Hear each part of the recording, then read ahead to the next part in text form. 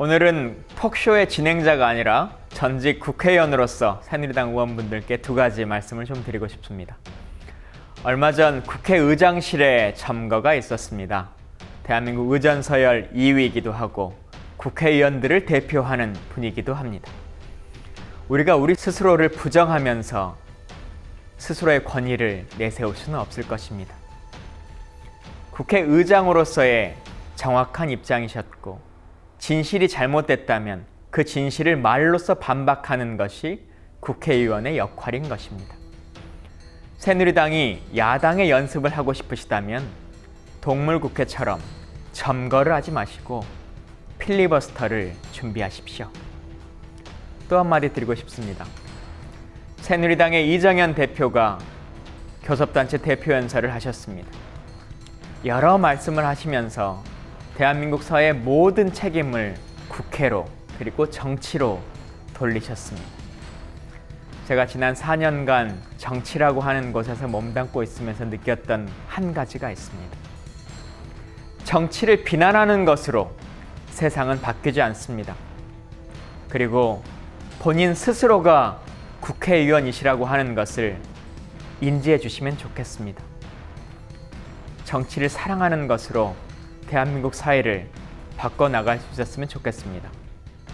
그 자리에 톡쇼가 앞서 나가서 그 길을 열도록 하겠습니다. 김광진의 톡쇼 14번째 초대 손님은 재선 의원이시기도 하고 국회 안전행정위원회의 간사를 맡고 계시는 박남춘 의원님을 모시고 얘기 나눠보도록 하겠습니다.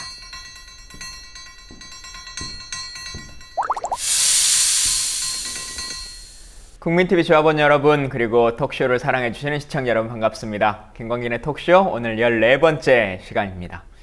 오늘은 국회에서 가장 목소리가 섹시하신 분을 제가 모셨는데요. 예, 인천의 박남춘 의원님을 모셨습니다. 먼저 인사 좀 해주시죠. 예, 안녕하세요. 예, 인천 남동갑을 지역구로 하고 있는 박남춘 의원입니다. 이렇게 만나 뵙게 돼서 반갑습니다. 오늘 우리 김광진 의원이 평소에 그 의정 활동할 때도 아주 예리하고 아주 날카로운 분인데 질문도 그렇게 하시리라 생각해서 긴장이 되지만 하여튼 성심성의껏 잘 말씀드리도록 그렇게 하겠습니다. 예. 예. 제가 인사드릴 때 남동의 봄 이 말을 꼭 하고 싶었는데 거기서 예. 못했습니다. 예. 그 의원님 이제 어쨌든 먼저 인천시당위원장 되신 예. 거 축하드리고요. 아유, 고맙습니다. 예. 예. 그래도 어쨌든 작은 선거든 큰 선거든 치르는 것은 참 힘든 일인데 예. 꽤 그래도 압도적으로 예. 이기셔서 예. 근데 하고 나서 또 인천시당위원장하고 경기도당위원장하고 두 분이 네. 그 같은 그룹으로 돼가지고 돌아가면서 최고위원을 하시는 거잖아요. 네. 호선을 하도록. 호선으로. 예. 어떻게 결정하셨습니까? 누가 먼저 하자? 저는 그렇게 생각해요. 경기도당이 지역위원회 수가 60개예요. 예. 그리고 인천은 13개인데 그래서 그 의견이 어떠냐 그랬더니 경기도당의 많은 분들이 경기도가 먼저 해야 되지 않느냐는 의견이래요. 그래서 먼저 하라 이렇게 예. 이제 저기를 했어요. 그래서 근데 5분도 안 걸렸어요. 네. 먼저 하는 것으로 양보하는 것 같이 보이긴 하는데 또 달리 보면은 대선 때는 이제 최고위원이 되시는 거잖아요. 네, 대선을 네, 치르는 네, 그 순간에 네. 뭐 중앙선대위원장도 되실 거고 훨씬 더 막중한 임무를 맡으실 것 같은데 근데 뭐 하여튼 해석은 여러 가지가 예. 있어요. 왜냐하면 그 선대본이 되면 오히려 또 최고위의 권한이 없다. 역할이 이제 또 줄어들 수 있는 거다. 이제 그런 의견도 있고 한데 뭐 그런 거 따지면 안 되죠. 그래서 저는 상식적으로 지역위원회 숫자 그걸 가장 크게 생각했어요. 또 예상되는 것 중에 하나는 제가 4년 하는 동안 지도부가 13번째 바뀌었거든요. 예. 그래서 과연 1년 이후에도 최고위원을 할 수 있는 거냐 라고 하는 염려가 있는데 그거는 뭐 그렇게 될 것 같으십니까? 근데 지금까지 제가 국회의원 하고 있는 것도 물론 그 열심히 살고 내가 좀 한번 정의롭게 살아보자 이런 그리고 좀 뭔가는 내가 태어났던 세상에 기여를 좀 하고 싶다 이런 생각을 했지만 꼭 국회의원이라고 생각해 본 적은 없는데 운명적으로 왔더라고요. 그렇듯이 또 하게 될 팔자면 하는 거죠. 못하게 될 팔자면 내가 어쩔 수 없는 일이니까. 예, 그래서 기왕에 말이 나왔으니까 예. 뭐 이제 지역의 선거도 있으셨고 전당대회로 당 대표도 이제 뽑혀졌고 했는데 예. 어제 그제 그리고 오늘 또 이제 여야의 각 당 대표들이 대표 연설을 하셨지 않습니까? 네. 그 모습을 이제 좀 지켜보셨을 텐데 직접 네. 현장에서 네. 어떻게 좀 느끼셨어요? 예, 그러니까 다들 뭐 말씀들은 그렇게 하시더라고요. 이제 통합하자 이제 이렇게 얘기를 하시던데 하여튼 좀 그랬으면 좋겠어요. 지금 보니까 이 굉장히 국민들의 삶은 정말 어려워지고 이런데 이 뭐가 좀 희망이 보여야 이 좀 어려움도 견뎌내지 않겠어요. 그런데 아직은 제가 보기에 희망을 드리고 있지는 못하다는 생각이 들어요. 또 그리고 이제 좀 여당이 좀 전향적으로 이정현 대표 연설 들어보니까 모든 책임이 국회에 마치 있는 거. 본인도 국회의원이신데. 글쎄 그렇게 댓글을 보셨다고 그러는데 댓글에서 국회 탓만 했는지 그건 아니거든요. 근데 오늘 또 우리 추미애 대표님이나 또 우리 박지원 대표님이 대통령이 바뀌셔야 한다는 얘기를 하시더라고요. 그래야 정치가 살아나고 그리고 이제 그것이 국민들께 희망을 드리고 통합할 수 있다 이런 연설을 들었는데 저는 굉장히 그런 것들 좀 같이 노력해야 한다 이렇게 생각합니다. 통합이란 단어를 몇 번 이제 쓰셨는데 네. 요즘 통합이란 단어가 참 애매하게 들리는 경우들이 네. 많거든요. 이제 네. 말씀의 취지는 국민 대통합이라고 하는 그렇습니다. 느낌인데 네. 요즘에 선거 시기고 또 하다 보니까 이제 야권의 차원에서의 통합 이제 얘기들이 나오는 네, 거지 않습니까? 근데 추미애 대표는 당시 이제 후보 시절에 본인이 생각하는 통합이라고 하는 것은 당대당 통합은 아니고 아직까지는 네. 우리가 잘하면 지지자들이 알아서 올 수 있는 그런 통합, 지지자형 통합을 하고 싶다 이제 이렇게 말씀하신 네. 바가 있어요. 네. 뭐 예정된 지도부이시기도 하고 또 청와대 경력과 대선을 또 직접 치러보셨던 이제 네. 상황들이 있는데 그 야권의 통합이라고 하는 것에 대해서 네. 좀 어떤 방향으로 갔으면 좋겠다 싶으십니까? 그러니까 저는 그렇게 생각해요. 그게 정치공학적으로 뭐 당대당 통합 이런 거는 이제 국민들께 감동도 드릴 수 없고 오히려 저는 이제 짜증을 내실 거라고 생각해요. 다만 이제 가치와 또 직권에 대한 생각이나 이런 것들을 같이 하는 유권자들 있잖아요. 유권자들이 생각을 같이 하고 그분들이 이제 그 힘을 이제 결집을 하고 그리고 그 힘에 의해서 어떻게 보면 또 후보가 결정되고 이런 것이 저는 더 바람직하다 이렇게 생각해요. 그래서 끊임없이 이제 제가 인천시당 위원장도 맡고 있고 한데 저는 가서 그 노력을 하려고 그래요. 제 그 범 시민단체들이나 하고 한번 집권에 대한 생각이나 또는 나아가야 될 정책 방향이나 이런 것들에 대해서 의견을 먼저 나누어서 생각을 같이 하는 분들이 계시면 협의체도 만들고 논의도 하고 이렇게 준비를 좀 해볼까. 저는 그런 구상을 하고 그 얘기는 있어요. 조금 더 뒤에 듣도록 네, 하겠습니다. 알겠습니다. 여러분께서는 지금 김광진의 톡쇼를 함께 보고 계십니다. 저희가 원래 이제 준비하는 팀들이 PD분들이나 작가분들이 준비하는 질문도 있고 직접 시청자분들에게 받는 질문이 있습니다. 네. 그래서 대신 물어봐 드립니다 라고 하는 코너가 있는데요. 네. 페이스북이나 트위터에 질문 주신 분들입니다. 생각보다 좀 가벼운 질문들인데 네. 근데 다른 분들보다 훨씬 더 가벼운 질문들이 더 많은 그래요. 것 같아요. 네. 먼저 첫 번째 네. JJOCK BAB28님께서 트위터로 질문 주신 건데요. 예. 해양 전문가시고 예. 해양수산부에서 근무하시고 예. 뭐 이런 경력을 갖고 계신데 근데 공군 중위로 군복무를 하셨다. 네. 특별한 이유가 있으신가요? 이렇게 질문 주셨네요.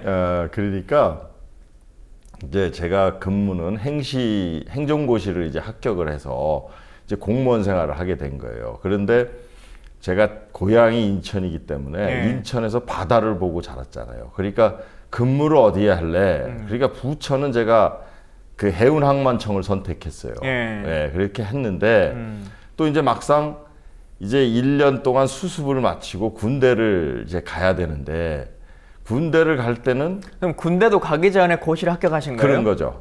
제가 4학년 이제 재학 중에 합격을 했는데 저는 제 아내하고 오랫동안 연애를 했어요. 그러니까 이제 결혼도 이제 그 행정고시 합격하고 이제 직업도 이제 정해졌으니까 이제 그 집안 어른들이 빨리 결혼을 해라 이런 말씀들이 계셨어요. 그래서 이제 그렇다면 결혼을 해서 아내와 떨어져 사는 건 조금 그렇잖아요. 그래서 고민하다가 그러면 대도시에서 근무할 수 있고 그리고 결혼 생활도 유지할 수 있고 이런 것을 택했다 보니까 공군 또 장교로 가는 거니까 공군 학사 장교죠 지금은. 그럼 어디서 근무하셨습니까? 저는 대전 교육사령부에서 훈련을 받고 거기에서 근무를 하다가 이제 국방부로 이제 와서 근무를 했어요. 예. 엘리트 코스만 이렇게 쭉쭉 밟고. 무슨 말? 예. 자, 다른 질문인데요. 예. BLEU 채트님께서 질문 주셨는데 참 이런 정치인들이 저도 정치인으로 잠깐 살아봤지만 정치인에게 이런 질문하는 거 참 애매하긴 한데 써준 대로 제가 읽어보겠습니다. 지금 알고 계신 아이돌 그룹 5그룹만 알려주세요. 그래요? 동방신기, 그다음에 빅뱅, 그다음에 아이오아이인가? 그 핑미요? 그 선거 때 이제 그 저거 누가 부른 거냐 그랬더니 그 얘기를 해서 알고 있고, 그다음에 그 수지인가 누가 그 속해 있는데 뭐 예스아이 모르겠어요. 정확히는. 저도 잘 몰라요. 예, 그다음에 큰일 났네. 예, 그다음에 걸스데이, 뭐 그다음에 엑소, 빅뱅, 뭐 동방신기 뭐 이런 정도들. 근데 얼굴은 구별 못 하시죠? 잘 못해요. 잘 못하는데 그래도 워낙 동방신기나 이런 엑소 이런 사람들은 한류 선전할 때마다 다 빅뱅 이런 사람들 선전을 하니까 그런가 보다 해서 기억은 해요. 기억은 하고 아까도 얘기했지만 아이오아이인가? 그 핑미업 그거는 선거 때 선거 이제 로고송으로 많이 그래서 들었어요. 근데 저는 아이돌보다는 저는 김동규의 10월의 어느 멋진 날을 좋아해요. 왜? 내 목소리하고 목소리도 진짜 어울리시는 것 같은데 비슷해요. 그래서 그런 거 좋아합니다. 한 소절. 그 10월의 어느 멋진 날에 눈을 뜨기 힘든 가을보다 좋은. 오, 감사합니다. 예. 자 이제 다시 또 원 주제로 좀 넘어가 보겠습니다. 인천시당위원장 이제 되셨는데 사실 그동안 이제 선거 치러보면 내가 이거 되면은 뭘 하겠다 저거 하겠다라고 한 얘기도 하고 저도 지난번에 청년위원장 선거에도 한번 나가봤는데 하면은 막 제가 되면 뭐 이것도 하겠습니다 저것도 하겠습니다 뭐 예산도 확보하겠습니다 막 얘기는 해요. 근데 막상 누가 돼도 별로 달라질 건 잘 없거든요. 인천시당위원장 되시고 이제 초도 업무 보고 받아보셨을 텐데 시당위원장은 뭐 사업비가 좀 있습니까? 거의 없어요. 거의 없어요. 네, 거의 없고 특히 인천시당이 굉장히 어렵습니다. 왜냐하면 권리당원 숫자가 너무 적어요. 근데 지금 이제 우리 그 사업비의 그 확보되는 그 루트라는 것이 통로가 결국은 당원들이 얼마나 많이 당비를 내느냐 이제 이런데 또 그것이 이제 또 오랜 세월 지나면서 누적된 그런 잉여금도 있어야 하는데 인천은 그렇게 돼 있질 않더라고요. 내용을 알아보니까. 그러니까, 대도시고 국회의원도 그래도 뭐 대여섯 명씩 이렇게 항상 있고 그러는데도 잘 안 되나 보네요. 그런데 잘 안 돼요. 그래서 이제 그 참 어려움이 있습니다. 있는데 그래서 제가 이제 이 참 경선이 또 때로는 이게 좀 이게 이런 효과는 있겠구나. 참 두 번 할 일은 아니지만 당사자한테는.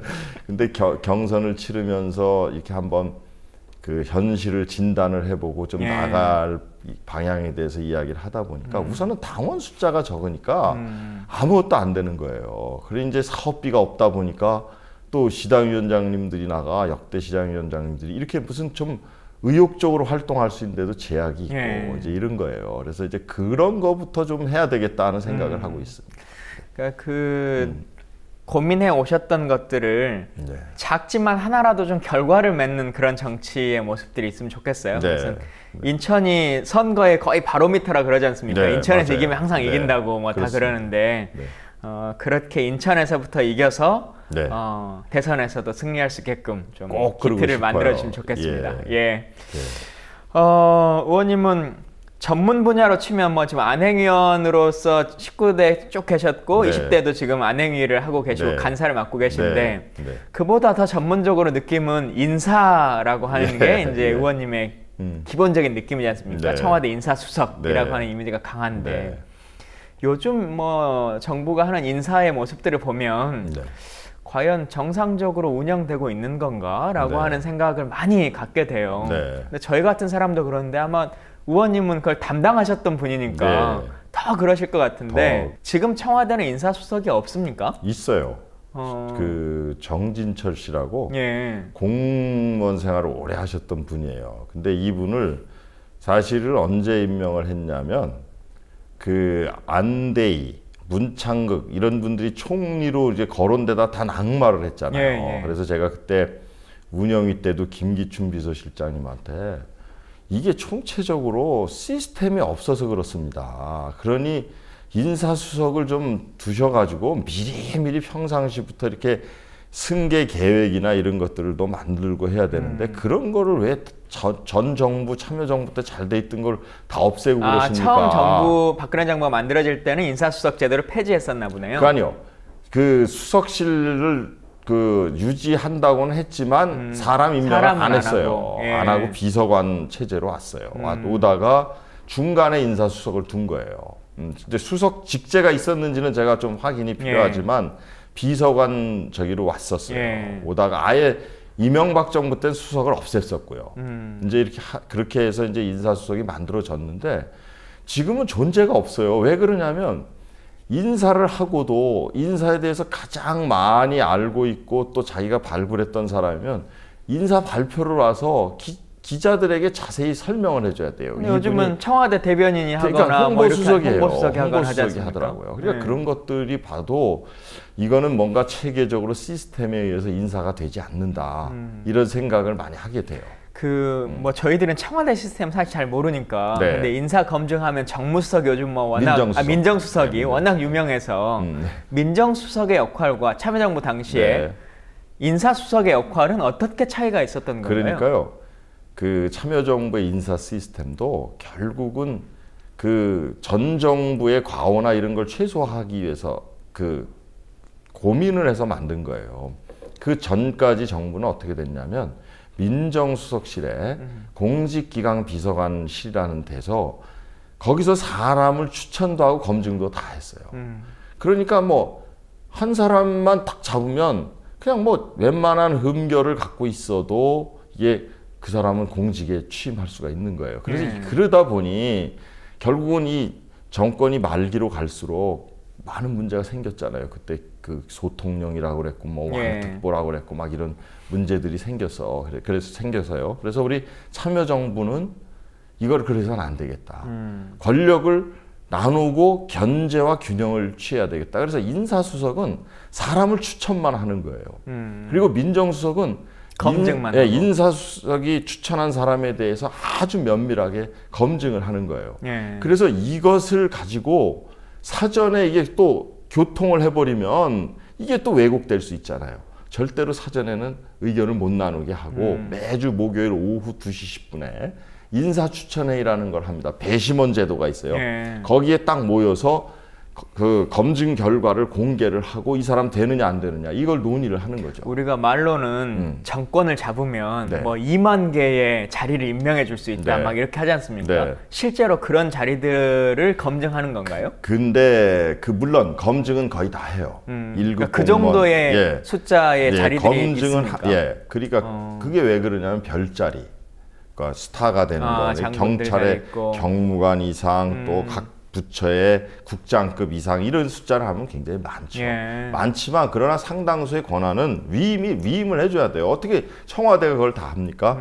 그러나 도덕성 검증만큼은 우리 참여정부는 굉장히 엄격하게 한 편이에요.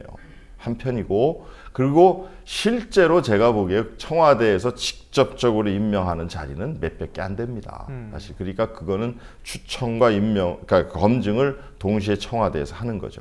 그래서 그거를 나눠줘야 돼요. 근데 이걸 한 사람이 하면 자기가 시키고 싶은 사람은 도덕성에 상당한 흠결이 있어서 넘어가 줄 거 아니에요. 근데 어쨌든 의원님도 사람이니까 네. 그 인사수석 하고 있으면 네. 다 가까운 사람들이나 뭐 이렇게 뭐 청탁 아닌 청탁이 막 들어올 거 아니겠습니까? 네. 그런 것들에 대해서는 진짜 잘 견뎌냈다 이렇게 느껴지세요? 그러면 잘 참아냈고 그리고 시켜주고 싶어도 아주 모진 민정수석이에요. 지금 전해철 최고위원이 당시에 민정수석인데 네. 예를 들자면요. 인천국제공항공사 사장 같은 경우는 제가 4번을 추천했다가 뭐 전직 차관 뭐 이런 분들 추천했다가 다 검증해서 안 되더라고요. 그래서 할 수 없이 나중에. 근데 그렇게 사실 추천을 할 때 예. 그분에게 네. 내가 이 자리로 이제 추천하네. 네. 이렇게 한번 얘기는 나누셔야 될 거 아니겠습니까? 그러니까 그분도 알아야 되니까. 그것을 그렇게 공식화해서 하진 않더라도 검증을 하기 위해서는 자기 정보 제공 동의서를 내게 돼 있어요. 예. 그리고 자수를 합니다. 예. 그게 뭐냐면 음주운전한 사실이 있습니까? 없습니까? 뭐 이렇게 뭐 부동산 투기를 한 적이 있습니까? 없습니까? 이런 걸 쓰게 되기 때문에 자기가 후보에 올라 있다는 사실은 물망에는 본인들이, 올랐다. 예, 알고 있어요. 알고 있기 때문에 그분들이 그렇게 이제 하지만 그러나 당시에 그런 식으로 와서 청탁을 하면 더 불이익을 주는 그 분위기가 있었고, 그리고 인사수석이라고 하는 사람이 그걸 아까도 얘기했지만 그 지금 이제 박근혜 정부나 이명박 정부 때까지 전권을 갖고 있으면 재량이 있지만 이것을 나눠놓고 심판관들이 다 있기 때문에 뜻대로 안 되는 거거든요. 그래서 그런 약속이나 이런 걸 하기에는 어울리지 않는 권한을 예. 갖고 있었던 거죠. 뭐 말씀하시는 중에 음주운전 얘기가 나왔으니까 네. 지금 안행이 간사 맡고 계시면서 최근에 이제 경찰청장 인사청문회가 네. 있었고 네. 뭐 지금 최근에도 또 다른 청문회가 또 준비되고 네. 있지 않습니까? 네. 근데 뭐 본인이 직접 음주운전에 대한 경력 이런 것들에 대해서 소명을 했었을 거고 네. 근데 그러면은 알고도 그냥 네. 추천을 하게 되는 건지 지금 이분 같은 경우는 네. 아니면 진짜 그냥 속여버린 건지 네. 그리고 그런 것을 최종적으로 밝혀졌는데도 네. 그냥 이렇게 임명이 되면 네. 인사청문회라고 하는 것이 너무 네. 의미가 없는 거 아니냐라고 하는 국민들의 여론들이 많거든요. 네. 어떻게 좀 생각하십니까? 예, 그래서요. 제가 이제 그때 당시 인사청문회 당시에도 확인을 했어요. 그 내정자한테, 그 이철성 내정자한테. 그러면 이것을 음주운전하는 사실을 숨겼느냐, 신분을 숨겼느냐 하니까 거기 자기 정보 제공 그 동의서에다가 그렇게 했다고 표시를 했다는 거예요. 그럼 음주운전 내가 했다고. 네, 음주운전도 했고 신분도 감췄다고 그렇게 했다는 거예요. 근데 그걸 보고 임명했다는 거 보면 저는 깜짝 놀라는 거죠.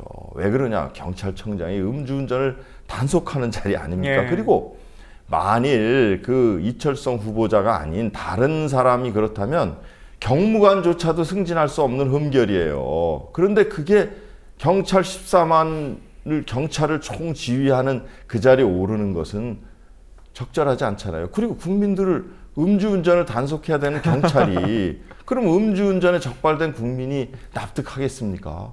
그래서 이런 문제들을 거르기 위해서 사실 검증도 하는 것이고 청문회를 둔 이유는 이겁니다. 국민들 앞에서 소명을 할 기회를 주는 거예요. 이 청문회를 안 거치고 만일 이철성 내정자가 정부가 일방적으로 임명했다고 하면 만일 이것을 언론이나 또는 또 이 야당 쪽에서 이런 문제를 뒤늦게 제기하면 어떻게 견뎌내겠어요. 예. 그러나 사전적으로 청문회를 통해서 국민 앞에서 공개적으로 소명을 해봐라. 이렇게 기회를 드리는 건데 소명을 받아봤지만 뭐 납득이 안 되는 거잖아요. 그래서 이제 부적격을 국회가 얘기하지 않습니까? 경과보고서 예. 채택을 하진 않았죠. 예. 그러니까 그 여당이 또 이제 부적격한 의견을 내자 하니까 받아들이질 않으니까 안행위는 당시에 그 경과보고서 채택을 하지 자체를 않았어요. 하지 않았고. 예, 근데 청와대가 딱 그 다음날 하루 딱 정해서 그 안에 그러니까 보고서가 안 오면 그러면 임명하겠다는 거예요. 그래서 그리고 놓고 강행을 한 거죠. 네. 그러니까 그렇게 임명을 하는 청와대도 참 네. 안타까운 일이고 네. 그 대한민국 경찰의 수장으로 네. 어쨌든 그분들도 제복을 입는 분들이고 네. 다 부하 직원들도 그 제복을 네. 명예로서 입고 계신 분들인데 그냥 그 자리에 아무렇지도 않게 또 올라가는 본인 스스로도 참 안타까운 그럼요. 일이에요. 이 사회의 네. 도덕성이라고 하는 것이 네. 참 땅으로 떨어진 것 그러니까 같은데. 이제 공무원들 저는 그렇게 생각합니다. 우리가 지금 김영란법을 만드는 그 단계까지 갔잖아요. 사회의 우리 국가 사회의 청렴도를 높이겠다 그래서. 근데 사실은 그거보다도 어떻게 보면 굉장히 지금 또 불안해하시는 분들도 많아요. 김영란법 시행을 앞두고 경제적 충격이나 이게 어떻게 올지 몰라서. 그런데 사실은 가장 그런 충격이 적으면서도 우리 사회를 가장 청렴하게 만들 수 있는 것이 이 정무직 임명을 할 때에 철저한 검증 기준을 적용하는 거, 이것은 굉장히 중요한 겁니다. 그래야 일반 공무원들이 야, 내가 이거 부정한 행위를 하다가 징계라도 받으면 내가 공무원들의 가장 큰 꿈은 뭐겠어요? 승진하는 거잖아요. 예. 고위직에 올라가는 건데 갈 수가 없겠구나 하면 중간 관리자서부터 몸가짐을 굉장히 조심한다는 거죠. 그래서 그 외 고위직들에 대해서 그렇게 철저하게 검증하고 도덕성을 따지느냐 하면 그런 나침반을 제공해 주는 거예요. 공직사회에. 음주운전하다 적발되고 신분을 속이면 당신 무슨 정무직을 하고 싶어도 안 돼 하는 이런 도덕적 전통을 확립해 놓는 것이 100마디 말을 해서 공무원들 훈계하는 것보다는. 근데 이제는 예. 뭐 논문 표전을 하든 뭐 그러니까요. 다운 계약서를 하든 맞아요. 뭘 하든 아무런 상관이 없다. 답답해요. 예. 힘 있는 자리에 올라가는 데는 힘만 있으면 된다라고 하는 걸 지금 그것이 보여주지 다 않습니까? 우리 그동안 참여정부 5년 동안 쭉 그 어려운 속에서도 그런 걸 찾아가면서 사람이 없지 않아요. 왜 없겠어요? 다 있는데 그럼 왜 그런 사람들만 하냐? 말 잘 듣는 사람은 없는 거예요. 그렇죠. 자기 말을 잘 들을 것 같은 사람 아예 딱 찍어놓고 임명을 하려니까 검증 시스템이고 뭐고 다 무력화되고, 예. 눈 감아버리는 거죠. 안타까운 대통령이 일입니다. 의중을 얘기하는데 어떻게 민정수석이나 그런 검증을 하는 사람들이 세게 반대하겠어요. 예. 네. 여러분께서는 지금 청와대 인사수석 출신의 박남춘 의원님과 함께 톡쇼를 보고 계십니다. 이제 다른 이야기 좀 나눠봐야 될 것 네. 같은데, 안행이 간사를 맡으시면서 네. 지금 안행이가 뭐 해야 될 일들이 지금 막 엄청 쌓여 있는 것 같아요. 네, 많아요. 연일 뉴스에 나오고. 네. 또 국민들이 많이 안타까워하고 하는 것 중에 하나가 이제 백남기 네. 농민에 대한 네. 청문회, 이게 이제 지금 날짜가 잡혀 있습니까? 네, 12일로 잡았어요. 12일. 네, 예. 9월 12일. 네. 그래서 어떤 것들에 대한 진상 규명을 위한 내용들인지 좀 짧게 설명해 주면 네. 좋겠습니다. 그러니까 지금 우리가 화면으로도 여러 차례 확인했지만 직수살수를 했어요. 예. 그 20m도 안 되는 거리에서. 그래서 이제 과연 그런 그 운영 방식이나 이 아주 국민들의 그 생명을 위협하는 물대포의 사용이나 이런 것들이 적정했느냐. 그리고 지휘 체계에서는 과연 그런 국민들의 생명과 이런 것이 침해받을 수 있는 것에 대해서 어떤 통제 장치를 마련해 두고 있느냐, 이런 것들을 살펴봐야 돼요. 근데 지금 보면 그 광우병 그 시위 때부터 이게 이제 국정감사나 이런 그 과정을 거치면서 녹취를 했던 무전 예. 녹취, 이런 것들이 계속 감사 때 아주 적나라하게 그 공개되니까. 밝혀지고 지적을 받으면서 이걸 없애버린 거예요. 예. 그때부터. 그러니까 요번에도 그러면 그 현장의 지휘 통제가 과연 정말 과격 시위가 먼저 일어나서 이렇게 간 것인지, 그리고 이제 그런 것들에 대한 어떤 그 지침을 받고 했는지, 이런 걸 확인할 방법이 없는 거예요. 그러니까 이제 그냥 핸드폰으로 중간부터 바꿔서 그렇다는 해버리고 거예요. 뭐 이렇게 하는 거죠. 네, 예. 그러니까 이제 그런 것들에 대해서 앞으로 그렇다면 이런 시위를 앞두고 경찰이 자기네들이 이 시위가 좀 확산되는 것 같다면 공권력 남용할 소지가 얼마든지 있는 거잖아요. 예. 그래서 그런 대책을 마련하지 않으면 이런 백남기 농민과 같은 사건은 얼마든지 일어날 수 있다. 그래서 그러한 사고의 원인 규명과 앞으로의 공권력 남용에 대한 대책, 그리고 이제 좀 법적 미비사항이나 뭘 보완해야 되는지 이런 것들을 좀 체계적으로 이제 검토를 해보려고 하고요. 저는 이번 기회에 정말 그 경찰청장이 전임 경찰청 이제 물러났거든요. 좀 인간적 사과를 해야 되는 거 아니겠어요? 강신명 청장. 예, 강신명 청장이. 예. 저는 그걸 기대합니다. 예.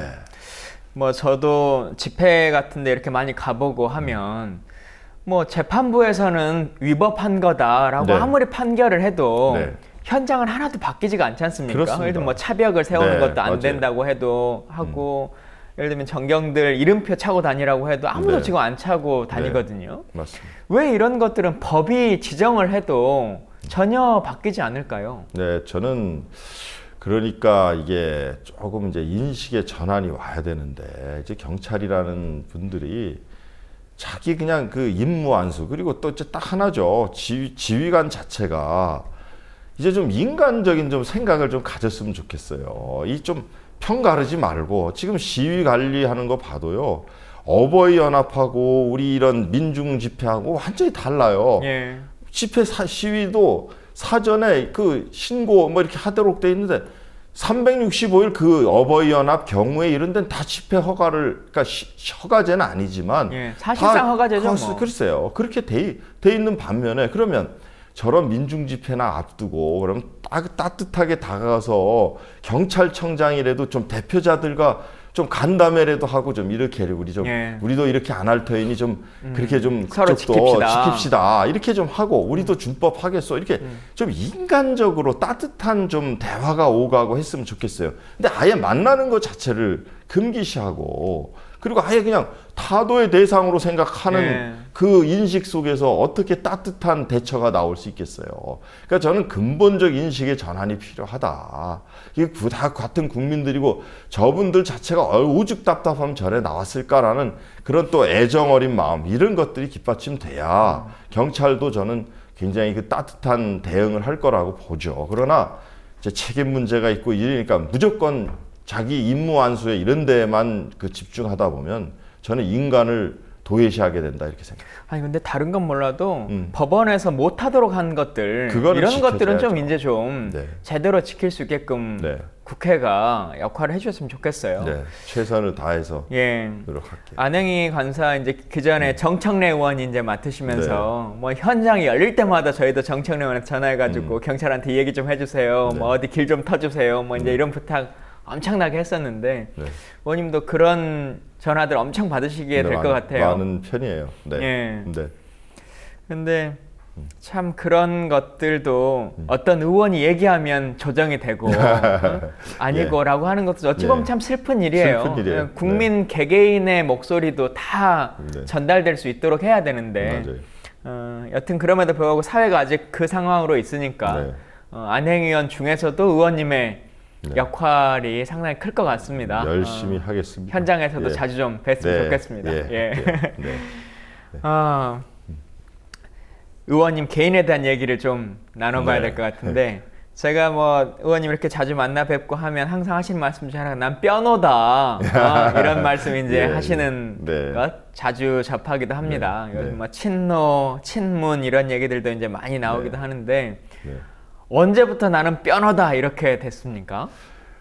그러니까 제가 지금 정치를 하는 그 이유도 저도 때로는 참 내 묘하다. 내 인생이 참 묘하다라고 생각해요. 공무원 잘 하고 있었고 다만 이제 노무현 대통령께서 해수부 장관으로 오셨던 거예요. 예. 그래가지고 이제 그게 2년이 됐고 거기에서 이제 그 해수부에서의 그 혁신, 우리 노 대통령은 항상 그 좀 혁신하시고 이런 걸 좋아하셨어요. 예. 이제 그게 2년이 됐고 당선되시니까 바로 청와대에 같이 와서 나 좀 도와달라 이런 말씀을 하시게 됐고.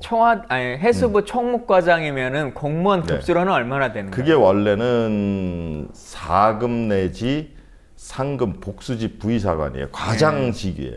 과장직이지만 총무과장은 인사권을 가지고 있어요. 그렇기 때문에 인사와 서무, 그 예산 집행권을 갖고 있어서 과장 중에서는 가장 선임자가 하는 것이에요. 근데 제가 총무과장으로 앉게 됐을 때도 이미 저는 기획예산 담당관, 감사 담당관, 청와대 행정관 이런 자리를 다 과장 때 거쳐서 이제 한 2개 정도만 하면 관례적으로 승진을 하게 돼 있는 건데 3개를 했어요. 근데 그래서 국장으로 승진이 돼서 가려는 걸 노무현 대통령이 우리 해수부 혁신에 필요하니 해양수산부 혁신에 좀 사람이 필요하니 맡아달라. 그래서 제가 총무과장까지 하게 된 거예요. 아마 그래서 그 총무과장을 거절했다라고 하는 얘기들이 나오는 그래서 건가요? 저는 근데 하도 고생을 했으니까 못하겠다 이제 버텼죠. 그럼 국장을 시켜놓고 진급을 시켜놓고 뭐 인사혁신국장 이런 걸 그런데 주지. 그거는 국장급은 이제 안 되는 거예요. 국장이 그 총무과장을 할 수가 없도록 돼 있어요. 그러니까 이제 좀 맡아서 해달라 이제. 그리고 그 혁신의 성과와 그러니까 혁신의 결과와 이것이 인사 평가나 이런 걸 할 때 좀 반영되는 그 시스템을 좀 만들고 싶었던 게 사실 혁신이라는 게 말은 좋은데 네. 실체가 잘 안 보이지 않습니까? 네. 근데 내가 공무원 생활하면서 혹은 그 이후에까지라도 해서 나는 공무원의 조직을 이렇게 좀 바꾸어 놓은 게 있다라고 하는 예를 하나 좀 그러니까 들어주시면. 그게요. 딴 거 없어요. 예를 들자면 해양수산부에서 가장 수십 년 동안 고질병이 있는 거예요. 근데 그것이 대개는 힘들고 어려우니까 못하는 거거든요. 못하는데 그런 것들을 찾아내서 개선하는 거예요. 그래서 그때 사실 흔히 얘기하는 불법 저인망어선 문제 이런 게 있었어요. 예. 쌍끌이어선. 그렇죠. 그거는 이제 바닥을 막 긁어서 어자원을 아주 고갈시키는 거예요. 근데 이게 너무 고질병이니까 개선할 엄두를 못 냈던 거예요.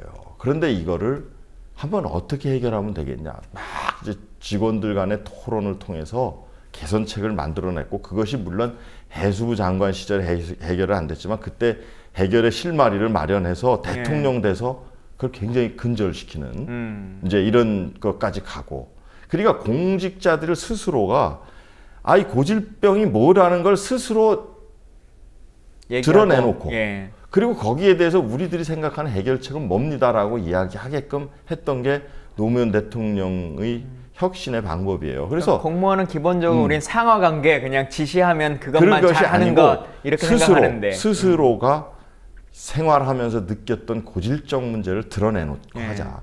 그래서 그게 뭐냐면 주간회의 같은 걸 하면 되게 관행적으로 행사, 장관님 무슨 앞으로 일주일 동안 이러이러한 행사가 있습니다. 이렇게 하지 말자. 회의도 차라리 그 귀중한 시간에 꼭 알아야 될 거, 공유해야 될 얘기만 하고 나머지는 그동안 해결하지 못했던 고질적 문제를 토론하고 머리를 맞대보는 다른 부서에 근무하는 공무원들이라 하더라도 생각을 이야기해보고 자꾸 하다 보면 문제점을 해결하는 길이 보이지 않겠냐. 이런 식으로 회의 체계도 좀 바꿔달라. 이런 노력들을 꾸준히 해왔던 거예요. 그리고 그게 장관은 불과 8개월 17일밖에 못 하셨어요. 저도 총무과장으로서 노무현 대통령을 장관으로 같이 함께 모시고 일한 거는 4개월 18일인가 밖에 안 돼요. 근데 그런 그 장관으로서 경험했던 거를 대통령 되시고 많이 그대로 해결하느라고 그 업무 시스템이나 이런 것들을 녹여내신 거예요. 그래서 이지원이라고 하는 그 온라인 업무 보고 시스템 이런 것들도 장관 시절에 이미 시도했던 거를 대통령 돼서 완성하고 그랬던 거예요.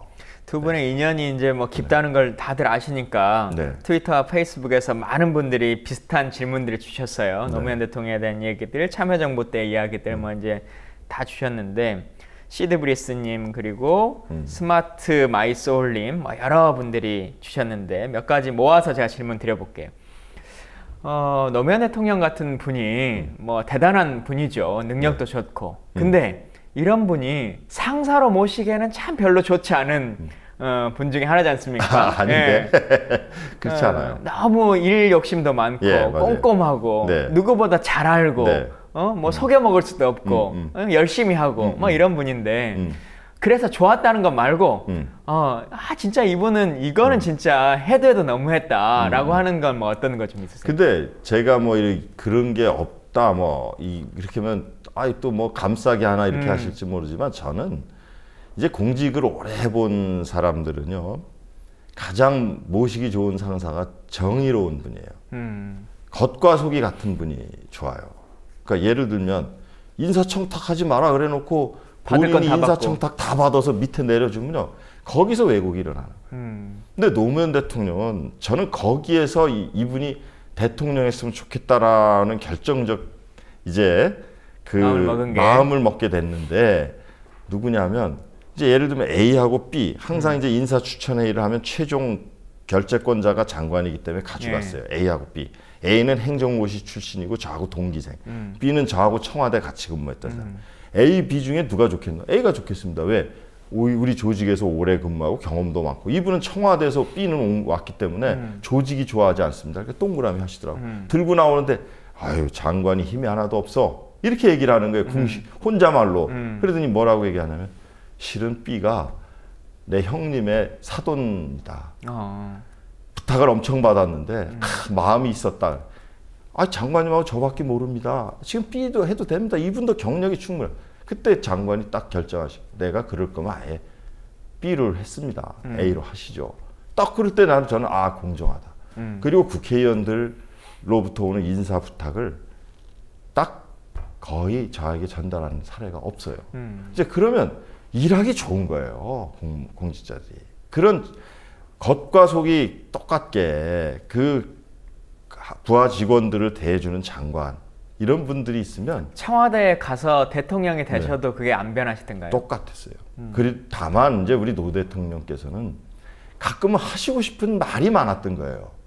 근데 그 말들을 참모들이 어떨 땐 막아요. 그러니까 올라오는 정보는 대통령이 인터넷에 들어가서 막 뒤져서 다 봤기 때문에 희한한 인해장박에 사신다고 했어요. 왜?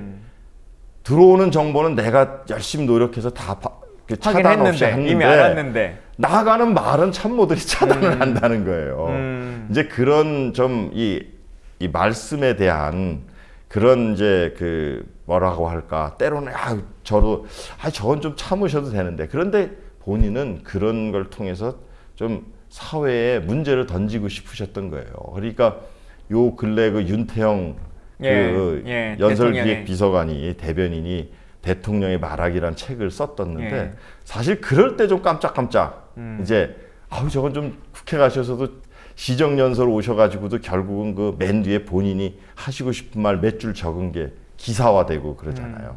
이제 그런 좀 건 있었지만 저는 굉장히 일하기 좋았다. 왜?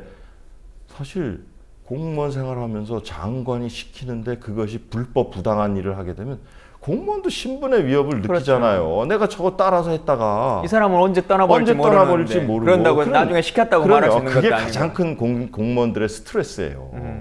그런데 그런 일을 하지 않는다는 거 그게 얼마나 편안한 것인데요. 다만 힘든 일 무슨 물리적으로 힘든 거 이런 거는 공직자들이 꿈과 희망이 있으면 얼마든지 감내해요. 밤새기 많이 했죠. 저도 그때 뭐 일 많이 했지만 그러나 이 불법 부당하지 않은 일을 위해서는 밤새는 거 그렇게 크게 두려워하지 않습니다. 뭐 요즘 청와대의 모습과는 또 다른 풍경인 것 같은데 요즘 청와대 모습 보는 것 중에 사람들이 참 의아한 것 중에 하나가 페이스북에 김대선님이 질문 주셨는데 저도 비슷한 생각했는데 이번에 광복절날 대통령께서 이제 사실관계가 좀 아예 틀린 이런 연설문을 광복절 경축사에서 이제 읽으셨지 않습니까? 그러니까 이런 것들은 비서관의 잘못인 건지 아니면 대통령의 잘못인 건지 이 시스템이라고 하는 것이 어떻게 굴러가는 건지 그러니까요. 도저히 납득이 안 된다 이런 질문들이 많거든요. 그러니까요. 어떠세요? 그거는 컨텐츠에 관한 문제잖아요. 그러니까 그게 면밀하게 이야기하면 청와대 전 시스템이 말을 안 들은 거예요. 예를 들면 그건 컨텐츠에 관한 문제입니다. 안중근 의사가 여순 감옥에서 돌아가신다는 거는 우리가 역사 공부를 좀 한 사람 다 알잖아요. 근데 하얼빈으로 얘기를 한 거잖아요. 그러면 이건 누군가가 잘못된 컨텐츠를 제공한 거잖아요. 그게 참모들의 책임이라고 할 수도 있지만 그러나 마지막으로는 대통령께서 또 굉장히 꼼꼼하게 노 대통령 같은 경우는 직접 쓰신 경우도 있어요. 많지는 않았다고 합니다만은 윤태영 그 비서관의 얘기로는 그러나 직접 쓰신 경우도 많아요. 그러면 그런 내용들에 관해서 연설하실 분이 최종적으로 고뇌를 하고 다듬으면 본인이 걸러낼 수도 있는 거잖아요. 그러니까 이게 누구만의 잘못이라고 딱 특정하기는 어려운 문제고 총체적으로 청와대의 그 연설 준비하는 시스템이 작동이 안 된 거다. 그러니까 우리 생각에는 상식적으로 뭐 대통령은 또 따로 들어가셨으니까 그런다 치더라도 공무원들이나 파견 오신 분들은 다 우리나라에서 가장 똑똑한 공무원들이 올 텐데 왜 어떻게 이런 일들이 계속 발생할까? 뭐 의전도 외국에 나가시면 꼭 사진을 못 찍으시잖아요. 우리 대통령이 어디 잠깐 그러니까 뭐 화장실 가시면 그런 것들이 어떻게 체크가 안 될까라고 하는 일들이 보면 그게 그 박근혜 대통령만의 문제가 아니라 대한민국의 국격을 얘기하는 건데 저희 전체가 그러면 그것이 만일 큰 재난재를 두고 그런 일이 발생한다면 큰 일이거든요. 그래서 이게 저는 정말 그러니까 일하는 것이 저는 인치인 것 같아요. 이 곳곳에 이것이 정말 이 국정이라는 것이 쉽지 않아요. 쉽지 않기 때문에 이게 쭉 하는데 연설문을 준비할 때도 몇몇 사람의 손에 의해서 쓰면 저는 오류가 발생할 수 있다고 생각해요. 그러나 이 콘텐츠의 준비서부터 문안을 다듬는 일서부터 또는 최종적으로 대통령께서 컨펌하시는 그거를 것까지. 그것까지의 단계별로 충분한 사람들이 참여해서 독해를 하고 이렇게 한다면은 저는 얼마든지 걸릴 수 있다. 그리고 뭐 틀려도 어디서 말할 수 있는 분위기가 아니니까 그냥 또 넘어갈 수도 수도 있겠죠. 있고. 예. 그러니까 이게 또 이제 그냥 입맛에 맞는 사람 한두 사람이 그냥 쓸 수도 있는 것이고 알 수가 없잖아요, 지금 상황에서. 그러면 저는 오류는 더 커질 수 있다 이렇게 생각하죠. 예, 여러분께서는 김광진의 톡쇼를 함께 보고 계십니다.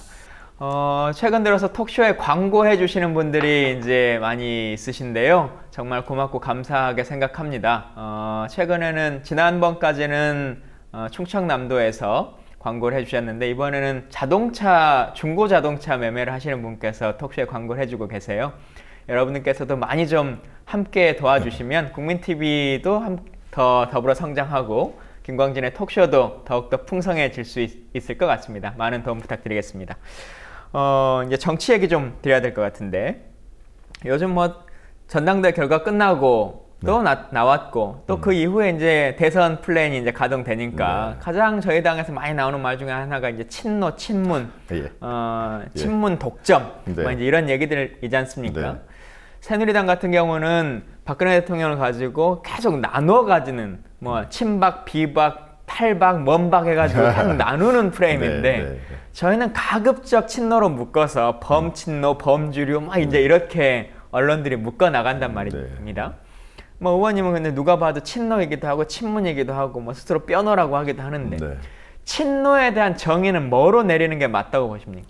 예, 저는 그 한마디로 말씀드리면 친노라는 그 단어는 악의적인 거예요. 제가 이제 인사를 할 때도요. 그 조선일보가 중심이 돼가지고 코드 인사라고 했어요. 그게 참여정부 때 만들어진 단어예요. 그러니까 자기들끼리 끼리끼리 다 해먹는다는 거예요. 그렇게 이제 만들어졌는데 그러면 지금 박근혜 정부는 뭡니까? 코드의 회전문에 뭐 그 얘기 합니까? 아니잖아요. 이 친노라는 거는 분열을 하기 위한 프레임이에요. 그리고 노무현 대통령의 가치를 함께하는 사람들이 커지는 것에 대한 두려움의 표시라고 생각해요. 네.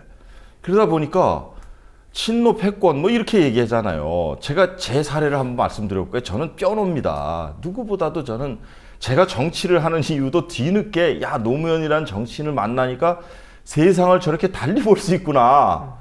나는 너무 한쪽 눈으로 세상을 바라봤다 하는 그런 인식에서 시작을 했던 거고 그것이 좋아서 그 가치가 좋아서 지금도 정치를 합니다마는 저는 제가 공천을 받는 과정을 한번 말씀드릴게요. 저는요 정말 힘들게 19대 때 공천을 받았어요. 당내 경선 다 하래요. 지역위원장이 있었어요. 저는 완전 정치 신인이었어요. 가서 도전했어요. 시의원, 구의원들이 거기 가서 다 도와줬어요. 제가 그거 뚫었어요. 난관을 돌파하고 닷새 만에 통합진보당하고 또 야당 단일화를 하라고 한 달 전부터 이미 이건 합의가 하는 거예요. 와, 닷새 만에 하려니까 친한 친구들조차도 그거 왜 자꾸 그런 거 하냐. 그래가지고 11표 겨우 이겼습니다. 그런데 그때 당시에 인천에 다른 지역에 한번 보세요. 지금은 저희하고 당을 같이 하지 않는 분이지만 그분은 단수 공천 해줬어요. 무슨 친노가 다 해먹었습니까? 한명숙 대표셨는데 당시에. 그런 것들도 깊이 있게 다 성찰해보면 아니라는 걸 잘 아실 수 있어요. 다만 그분들이 그렇게 쉽게 공천받기 위해서 계속 던져놓는 프레임 아닌가. 그리고 거기에 의해서 또 실제로 많이 또 이게 해왔고 저는 그래서 19대 국회 때 수석 대변인 하라는 권유를 2차례 받은 적이 있어요. 그리고 실제로 대표님이 5차례 저한테 권유를 하신 적도 있어요. 근데 안 했어요. 왜? 친노가 다 해먹는다고 하기 때문에 대표님이야말로 친노의 상징이니까 저는 안 하겠다. 고사했어요. 왜? 지역구 열심히 하겠다 가서. 그렇게 했어요. 그런 노력도 했고 그리고 그것이 굉장히 저는 우리 당의 화합을 위해서 좋은 거라고 생각했기 때문에 그런 실천을 했지만 번번한 당직조차 맡을 수 없는 그런 분위기를 만들어 간 거예요.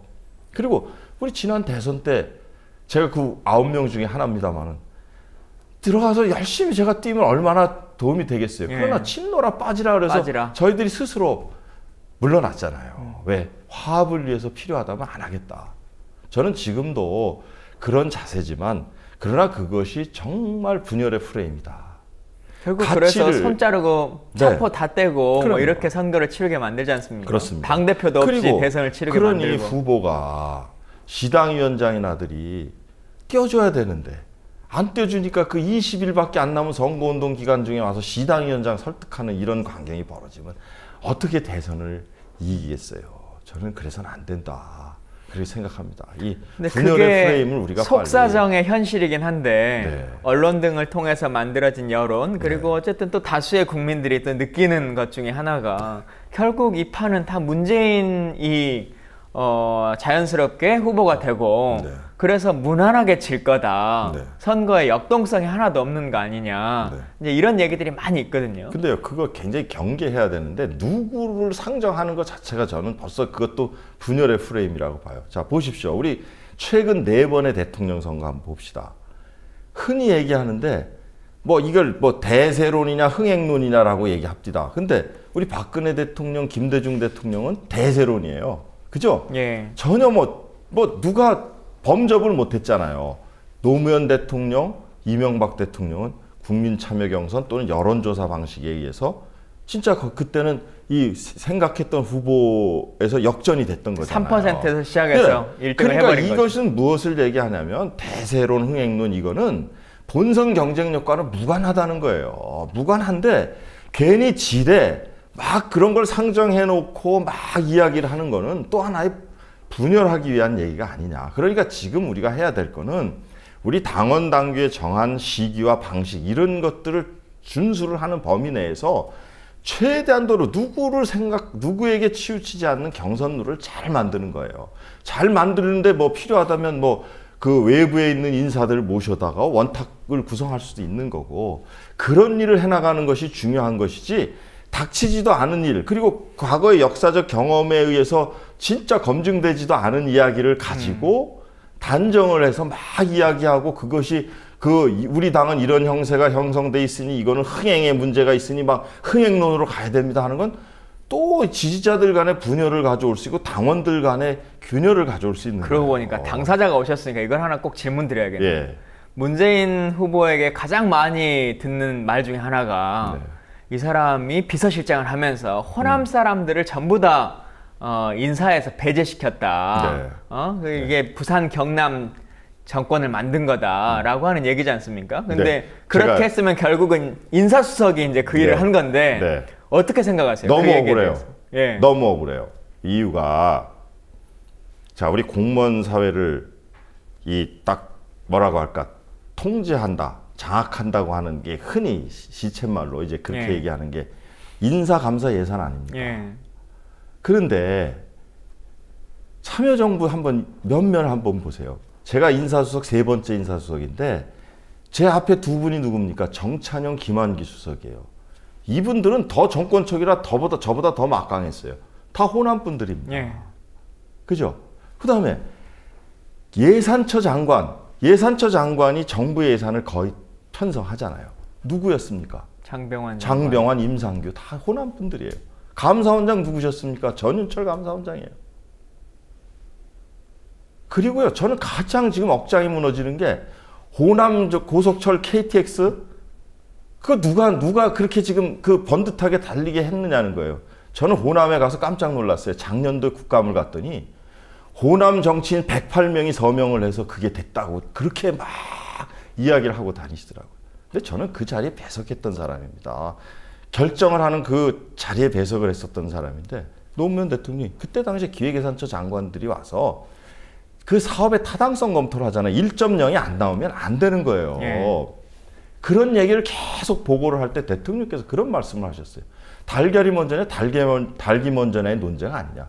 호남은 이렇게 하면 100년 가도 못 놓습니다. 이건 정치적 결단입니다. 대통령이 책임질 테니 가십시오. 이래서 호남 고속철도가 된 거예요. 시작을 하게 된 겁니다. 그런데 그런 모든 것을 정치하시는 분들이 사실을 왜곡하고 있다는 거죠. 보세요. 우리 지금 김광진 의원님도 의정 경험이 있지만 증액하고 이 증액하는 그렇죠. 거기에 대해서 정부 동의 없이 되는 일이 한 가지라도 있습니까? 아이고, 정부의 동의를 얻도록 하는 게 헌법상에 명시되어 있는 거지 명시돼 있지 않습니까? 그러면 대통령이 결심을 안 하면 그런 막대한 몇 조의 돈이 들어가는 사업을 어떻게 할 수 있겠어요? 그런 것들이 왜 사실대로 얘기가 되지 않느냐는 근데 거죠. 왜 사실대로 얘기가 안 될까요? 저는 그것이 다 바로 자기의 정치적 필요에 의해서 친노 프레임 이런 것이 작동하듯이 자기의 정치적 필요에 자기의 입지에 유리하면 사실조차도 왜곡할 수 있다. 이렇게 생각하는 거죠. 저는 그래서 기획예산처 장관을 지내셨던 분이 왜 침묵하고 있는지 저는 답답해요. 그분이 물론 지금은 당을 같이 하고 있지 않습니다만은 저는 참 답답하죠. 그때 당시에 호남 배려는 말할 수 없이 강했어요. 노무현 대통령께서 제가 그래서 그 인사 실무 작업을 할 때 장성 인사 같은 경우는 아예 호남 칸을 따로 쳤어요. 그리고 육사가 아닌 삼사관학교 ROTC 그거는 배정을 하려고 딱 별도로 출신별, 지역별 해서 제가 인사 작업을 했던 사람이에요. 저는 그러니까 정말 억울해서 그런 소리 들으면 잠이 안 와요. 문재인 실장은 솔직히 뭐 직접 실무 작업을 하신 분은 아니에요. 저는 그럴 때마다 참 이게 너무 어떻게 이렇게 사실이 왜곡이 될 수 있을까. 제가 지난번에 지난주에 김용익 의원이 오셨거든요. 네. 그래서 똑같은 질문 드렸었는데 한번 드려볼게요. 뭐 이제 대선에 잠룡들이 많이 이제 있으신데 다른 분들은 또 각자의 특성이 있으시니까 또 시청자분들이 판단하실 거고 청와대에서 같이 이제 문재인이라고 하는 분과 안희정이라고 하는 분을 같이 경험해 보셨을 거 아니겠습니까? 네. 일하는 특성이나 뭐 이런 것들을. 근데 안희정 후보가 나이가 좀 젊어서 어떤 차기가 있다라고 하는 그 논쟁은 하지 말고 그건 제외하고 당장 둘이 딱 붙는다고 했을 때 이 둘 서로 간에 가지고 있는 강점과 단점이라고 하는 것을 예. 좀 시청자분들에게 실제로 진솔하게 좀 알려주시면 좋겠어요. 그러니까 저는 두 분이 굉장히 진솔한 사람이에요. 그러니까 남의 말을 경청하고 그 다음에 그걸 통해서 문제 해결의 방법도 찾고 그런 아주 공통적인 그 점이 있어요. 그런데 안 지사 같은 경우는 청와대에서 같이 근무를 한 건 아니에요. 같이 근무한 경력은 없고 다만 장관 시절에 이제 그 해수부에 와서 이제 그 가교 역할을 하고 할 때 개인적으로 이제 또 저하고 또 이제 같은 동문이에요. 이제 겪으면서 인간적인 그런 것들을 많이 이제 접하게 됐던 건데 하여튼 저는 굉장히 꾸준히 일을 잘하는 것 같다 안희정 지사가. 그러니까 그때 당시에 이제 노무현 대통령님의 평가를 빌리자면 하다 이제 좀 접을까 해가지고 안희정이 이거 좀 검토해가지고 결론 내리자 그러면 가서 그 일을 성사시켜 오더라 하는 얘기 하던 그런 얘기를 들은 게 있고 그다음에 뭐 예절 같은 거 그다음에 이제 대선 자금 수사 국면에서의 그 행동하는 거 이런 것들 봐도 참 멋있다 이런 생각이 들고 그다음에 우리 문재인 뭐 대표님이야 벌써 이제 뭐 공적으로도 많이 검증되고 또 청와대에서 또 이제 그 근무하면서 했지만 굉장히 그 정리돼 계신 분이에요. 역사 좋아하고 역사에서 이 시사하는 바에 대한 통찰력 이런 것도 있고 그다음에 법률가이기 때문에 또 때로는 너무 논리적일 수 있어요. 그래 굉장히 논리에 합당하지 않으면 어떤 저기도 잘 안 하시려고. 문재인과 노무현은 네. 두 분이 대통령이 된다면 어떤 차이점이 있을 것 같아요? 저는 글쎄요. 어떤 차이점이 있을까? 누가 더 잘할 것 같습니까? 저요? 저는 아무래도 한번 학습을 했잖아요. 5년 동안 우리 노무현 대통령께서 이제 어떠한 공과 과가 있다고 하잖아요. 그러면 그런 것들에 이제 대한 의사결정 과정이나 이런 것들을 지켜봐왔고 하기 때문에 한번 학습했던 거는 그거는 엄청난 그 차이가 있는 거예요. 노무현 대통령도 사실은 장관 하시면서 저는 굉장히 본인도 그런 말씀을 하세요. 내가 많이 성장했다. 이런 실제 행정 경험을 해보고 행정 경험을 했고 그걸 통해서 또 어떻게 하면 저 문제를 갈등을 풀어볼 거야 이런 실제 학습도 했고 경험도 했고 이랬던 것이 굉장히 도움이 됐다고 하듯이 저는 한 정권에서 그리고 우리 문재인 전 대표 같은 경우도 한 뭐 5년은 풀로 아니었지만 굉장히 많은 경험을 했어요. 시민사회 수석, 예. 민정수석, 비서실장 이렇기 때문에 이건 돈 주고 살 수 없는 경험이에요. 특히 또 우리 참여정부 때는 이 시스템에 의해서 쭉 했기 때문에 관여할 수 있는 폭이 굉장히 넓어요. 비서실장이 주관해야 되는 회의나 예. 이런 것들이. 그래서 굉장히 큰 그 사안마다 결정하고 고민하고 하는 과정이 많이 참여했기 때문에 그때 당시에 이제 어떤 그 정책의 시행이나 이런 것이 어떤 그 후과를 가져왔는지 이런 데 대한 명확한 인식이 있을 거라고 봐요. 그래서 그 경험이 있어서 저는 한번 학습하신 분이 또 잘할 수 있지 않을까 이렇게 생각합니다. 예. 그건 아무나 할 수 없는 경험이에요, 사실. 네. 예, 여러분께서는 사이다처럼 톡 쏘는 방송 김광진의 톡쇼를 함께 보고 계십니다. 마지막으로 국회의원 박남춘 얘기 잠깐 드려야 될 것 같은데요. 네. 아까 뭐 힘들게 19대 국회에서 그리고 20대 국회에서 이제 당선됐다라고 하는 이제 얘기들은 해주셨는데 19대가 처음 나오신 건 아니고 18대에도 한번 출마를 네. 하셨죠. 네, 예. 맞습니다. 근데 최종까지 못 가고 경선에 지신 겁니까? 네. 예. 그때 당시에 이제 그 인천에 제가 인천에 그 재물포고등학교를 예. 나왔는데 선배 의원님들이 많으셨어요 그때. 그래서 저보고 그 중동옹진 그쪽에 가지 마라. 근데 저는 거기를 가려고 했어요. 왜? 현역 의원님이 우리 당 소속이에요. 그런데 생각이 너무 다른 거예요. 도전하겠다. 선배들은 말리셨어. 거기는 설령 네가 경선에서 이겨도 못 이긴다. 본선에서 거기는 워낙 접경 지역이고 하기 때문에 우리 당이 너무 불리하니 더더욱 너는 노무현 그 저기 이미지가 강하니까. 수석이라는 것이 있기 때문에 안 된다 그랬어요. 그러나 저는 해보고 싶었어요. 가서. 그리고 이제 제가 거기서 그때가 나이가 어떻게 되죠? 18대 네. 국회니까 18대 국회니까 그때는 50대 초반. 그러니까 굉장히 도전하고 싶었어요. 그래서 갔어요. 가서 경선을 해가지고 2달 조금 더 노력을 해서 현역 의원하고 마지막 전화 여론조사까지 갔대요. 근데 나중에 그 공심위에서 그러는데 제가 2.3%인가? 오차 범위 내에서 졌기 때문에 안 준다고 하더라고요. 저는 참 근데 그게 참 묘한 것 같아요. 그래서 그때 경선을 치러서 못 받았는데 저는 그때도 유불리를 떠나서 한번 내가 생각한 대로 그리고 거기에 그것이 제가 몸담았던 해양수산부의 경험이나를 가장 살리기 좋은 지역구예요. 그래서 가고자 했던 거고, 네. 그랬던 이유가 예. 있어요. 네. 뭐 정치 시작하시면서부터도 그 노무현 정신이라고 하는 것을 스스로 이제 한번 실현해 보고 싶으신 그런 모습이 좀 보여지는데 어쨌든 이제 안전행정위원회에 계시는 모습들을 지난 4년도 쭉 봤고 또 특히나 이제 간사를 맡으셨으니까 안행위 하면 가장 많이 나오는 것 중에 하나가 소방관 분들에 대한 처우 문제 네. 이제 이게 항상 나오지 않습니까? 네, 맞아요.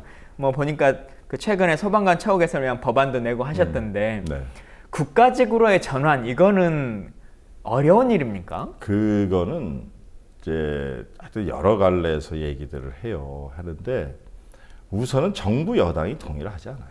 거기에 이제 자기들 얘기로는 1조 가까운 돈이 추가로 투입돼야 한다. 그런데 그것은 안 된다라는 아주 강고한 저기가 있고 또 하나는 또 학자들 중에는 우리가 지방자치로 가야 되는데 왜 이미 지방자치 업무로 자리를 잡고 있는 거를 왜 또 그걸 또 굳이. 국가직으로 끌어올리느냐 이런 또 의견을 얘기하시는 또 학자들도 계시고 그리고 이제 그것이 정부 여당이 반대하는 거 이게 자기 또 현실적 한계인 것도 있고 그래서 저는 그렇게 생각합니다. 지방에 있더라도 국가직에 준하는 예우를 해주면 그것이 그러면 이런 모든 학자들의 얘기 이런 것도 또 우리가 나아가야 될 지방자치의 예. 방향이라면 예우를 해줘야 돼요. 그런데 지금 어떤 지경이냐면 요즘 생활 안전과 관련된 말벌, 뭐 벌집 제거나 예. 멧돼지 출몰했다고 나가는 출동 건수가 훨씬 더 많아요. 예. 뭐 출동의 40%인가 뭐 그런다고 기사 훨씬 더 그러더라고요. 많아요. 예. 근데 그거 나갔다가 거기서 목숨을 잃으시면 순직 처리가 안 되는 거예요. 그러니까 이거는 문제가 아니냐. 그러니까 이건 그런 것이 비일비재하게 있는데 예. 그걸 왜 순직 처리를 안 해주느냐 하는 그런 차원에서 제가 이제 법안도 제출을 했고요. 국립묘지 설치법. 네. 예. 또 그다음에 또 하나는 소방 그 조직을 보면 본부장 밑에 그냥 과장급으로 쭉 평면 조직이에요. 이게 어디 있습니까? 경찰만 하더라도 똑같은 인천 경찰청 조직만 보더라도 예. 거기에 보면 청장 밑에 1, 2, 3부장 있어요. 그래가지고 이게 체계적 조직을 갖고 있는 거예요. 그러니까 소방관들은 진짜 꿈 잘 거야 4급하고 끝나는 거예요. 그게 무슨 희망이 있겠어요. 그러니까 이것도 또 그리고 실제로 이거는 현장에서의 지휘 체계의 문제도 가져올 수 있는 거거든요. 이런 것들을 짚어서 이제 뭐 부관서장도 만들어주고 또 선임 또 소방서장도 지정해주고 직급을 높여주고 이런 식으로 좀 조직 체계를 갖춰주고 일을 할 수 있고 사기를 올려줄 수 있는 일들을 해야 된다. 그래서 저는 끊임없이 그리고 작년도 제가 국감 때는 이 소방관들이 자가 치료를 해요. 자기 돈으로 치료비를 왜 내는가 봤더니 불 끌어갔다가 다쳤는데 그거를 신고를 하면은 소방관서 평가에서 감점을 당하는 거예요. 그런 체계가 돼 있더라고요. 그래서 제가 그거 시정해야 된다 그래서 시정을 했는데 올해 다시 한번 확인해 보려고 합니다. 그런 식으로 돼 있는 거죠. 그러니까 해야 할 일이 좀 있어요. 네. 그 대한민국이 세계 11대 뭐 경제 강국이라고 막 이렇게 하는데 왜 그런 국민들은 참 국민의 의무를 다 잘하고 살거든요. 근데 국가는 국가의 의무를 다 잘하지 않는 것 같아요.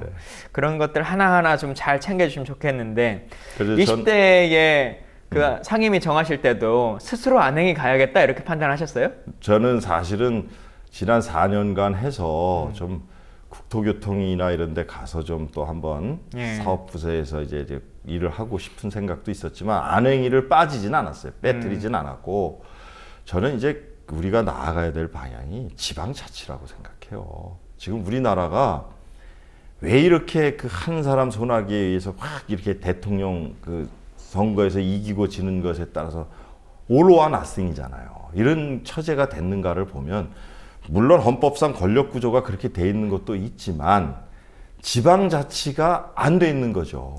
자원이 돈이 2대 8로 노는 거예요. 중앙에 80을 갖고 있고 20은 그 지방에 와 있는 거잖아요. 그래서 저는 지방자치 잘하는 게 필요하다고 생각해요. 그리고 그 주관 그 상임위가 안행이에요. 그래서 지금도 계속 지방자치의 핵심은 지방재정 확충이니까 교부세율을 높여라, 지방소비세율 5% 높여라 막 해요. 그런데 중앙정부가 돈 갖고 있는 걸 안 놓으려고 하잖아요. 그리고 오히려 뭐 이재명 시장이니 박원순 시장이니 뭐 하고 있는 것도 독창적인 그 복지 정책이나 이런 것을 그냥 오히려 못하게 하고 지금 이제 이런 상황이라서 지방자치의 길이 요원해요. 안전 문제도 잘게 나눠서 들여다봐야 현미경같이 들여다봐야 안전 문제에 대한 원인도 빨리빨리 찾아내고 대책도 쉽게 만드는 거잖아요.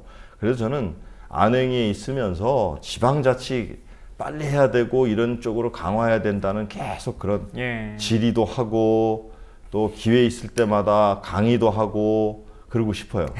네. 지난 4년 보니까 4년 연속 국정감사 우수원 상을 받으셨더라고요.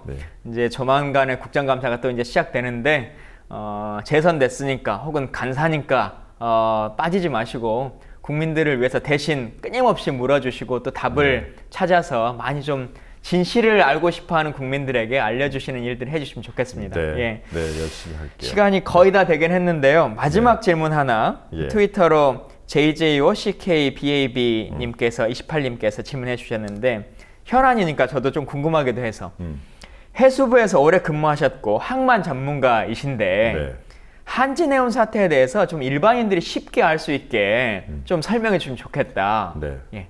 그러니까 이 컨테이너 배는 엄청나게 큰 사업이에요. 그 배 한 척이 제가 그게 얼마였더라. 하여튼 그 몇백억이 듭니다. 한 척 짓는 한 척에. 그러니까 그게 그리고 이제 이게 컨테이너는 뭐와 같으냐면 전기 라이너예요. 그러니까 일본 뭐 요코하마항에 몇 월 며칠 날 몇 시에 들어가고 부산항에 몇 월 며칠 날 몇 시. 이게 아주 정요일 정시에 왔다 갔다 이제 미국하고 이제 우리 이쪽으로 왔다 갔다 하면서 하는 거예요. 그러니까 이게 그걸 맞추려면 얼마나 그 선단에 많은 그 배들이 필요하겠어요. 그거를 일시에 지으니 금융 비용이 얼마나 들어가고 그리고 굉장히 힘든 거잖아요.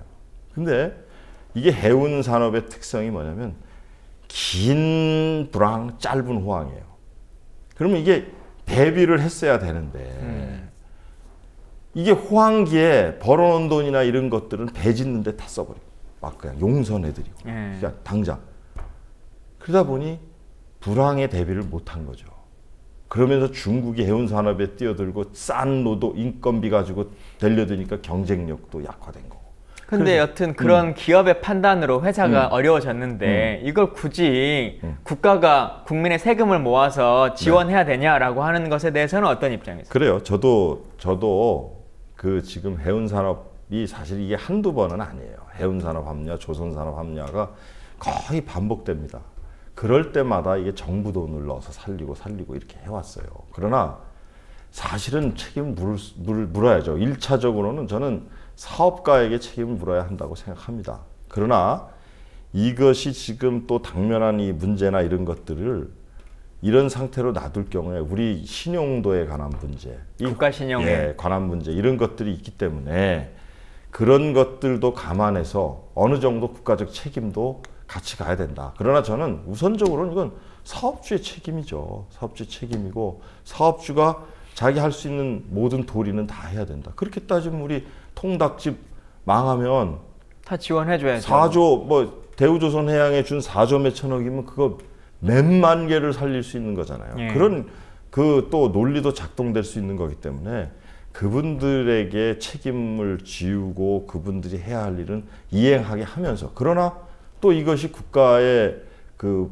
신용이나 이런 데 영향을 주는 대목은 또 차질 없도록 국가도 일정 부분 역할을 하는 이런 것이 바람직하다 저는. 한 시간 동안 박남춘 의원님과 다양한 이야기들 그리고 깊이 있는 이야기들 나눠봤는데요. 예전 청와대의 모습들도 재미있게 잘 들었던 것 같습니다. 재선 의원으로 그리고 이제 대선 기간에는 당의 지도부로서 역할들을 잘 해주셔야 될 것 같은데 정권을 창출하는 것도 중요한 일이겠습니다만 그 정권에서의 역할들 그리고 그 정권이 제대로 국민을 위해서 일할 수 있도록 끊임없이 또 견제하고 지원하고 하는 일들도 필요할 것 같습니다. 그 다짐과 포부의 말씀으로 마무리 인사해 주십시오. 네. 하여튼 정권 교체하고 싶습니다.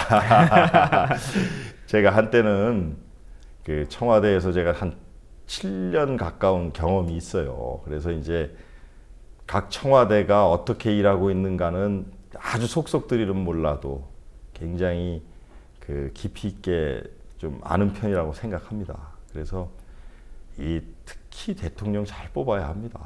대통령이 우리나라에서 현재 개헌하지 않는 이상은 대통령의 통찰력과 역사의식 이런 것들이 결국은 국민들께서의 일상생활에 모두 투영이 되는 거거든요. 그래서 꼭 정권 교체하고 싶습니다. 그래서 작은 힘이지만 하여튼 저에게 지금 주어진 뭐 인천시당위원장으로서 또는 안전행정위원회 간사로서 하여튼 이 집권을 하는데 도움이 되는 일이라면 하여튼 철저히 국민 여러분들 또 시민 여러분들과 소통하면서 열심히 노력해보고 싶습니다. 기대하겠습니다. 오늘 긴 시간 감사합니다. 감사해요. 감사합니다.